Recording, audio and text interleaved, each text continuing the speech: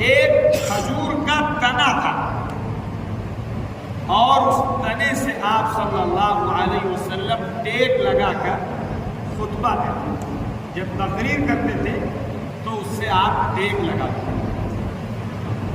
کچھ دنوں کے بعد ممبر آ گیا، ممبر رکھ دیا گیا، تو آپ صلی اللہ علیہ وسلم وہاں سے اٹھ کے ممبر پر آئے۔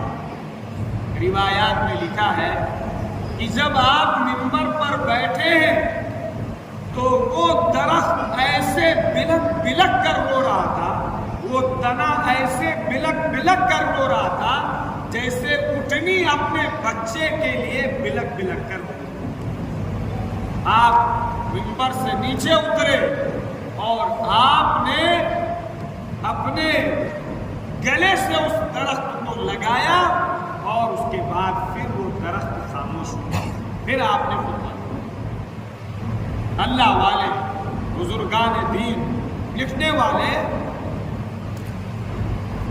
یہ لکھتے ہیں کہ وہ درخت جو رسول کی محبت کا اس سے کوئی مطالبہ نہیں اور ظاہری شکل و صورت میں بے جان ہے، بے حس ہے، غیر مکلف ہے، لیکن اس کو بھی اپنے نبی سے ایسا تعلق تھا جیسا تعلق آج ہم نبی کے نام لینے والوں کا اپنے نبی سے باقی نہیں رہا۔ ایک مرتبہ آپ تشریف لے جا رہے تھے، ایک مشرک کو آپ نے ایمان کی دعوت دی تو اس نے کہا کہ آپ کی نبوت پر کوئی گواہ ہے؟ ہم کیسے مانیں کہ آپ نبی ہیں اللہ کے، آپ پیغمبر ہیں اللہ کے؟